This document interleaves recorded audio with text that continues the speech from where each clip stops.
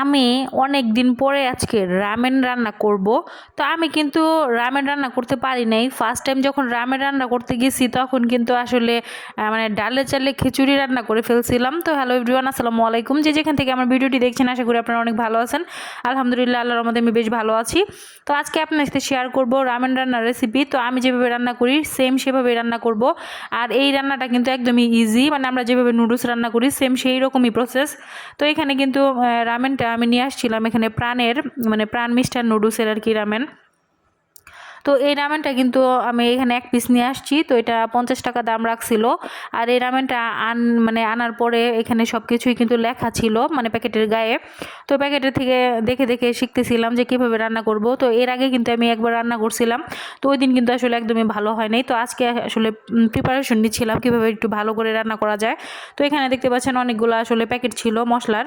তো এখানে একটা সস ছিল। তো আমি ভাবছিলাম এটা বুঝি অনেক ঝাল টাইপের হবে বা স্পাইসি টাইপের। তো চিন্তা করলাম যে এটা মানে খেতে মনে হয় অনেক ভালো লাগবে, বাট পরবর্তীতে দেখলাম যে না, এটা কিন্তু আসলে ঝাল না আর কি। তো আমি আসলে মিস্টেক করে ঝালের বদলে এটা নিয়ে আসছিলাম। তো আমার কাছে আসলে ঝাল ঝাল খেতেই ভালো লাগে বিশেষ। তো এর পরবর্তীতে যখন নিব তখন কিন্তু অবশ্যই ঝাল ঝাল দেখে নিব।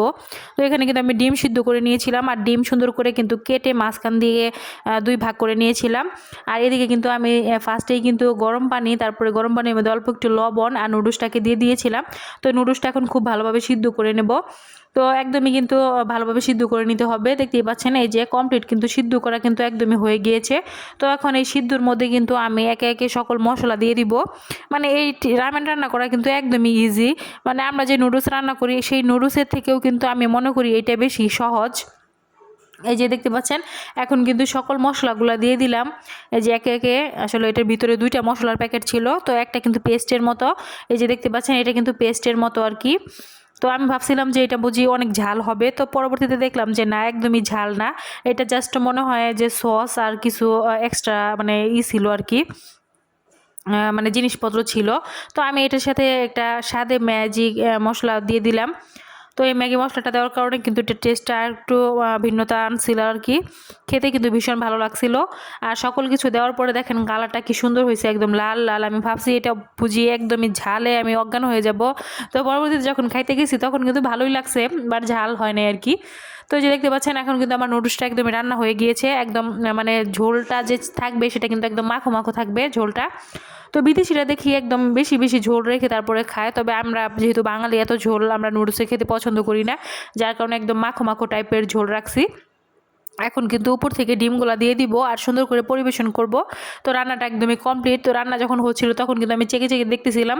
তো আমি কিন্তু মাঝে মাঝে এই কাজগুলো করি, যখন রান্না করি তখন কিন্তু মানে লোভ সামলাতে না পাইরা এগুলা মানে অর্ধেক অর্ধেক খেয়েও ফেলি। তো এই যে ডিমগুলো দিয়ে দিলাম, দেখেন কি সুন্দর লাগতেছে ফাইনাল লুক।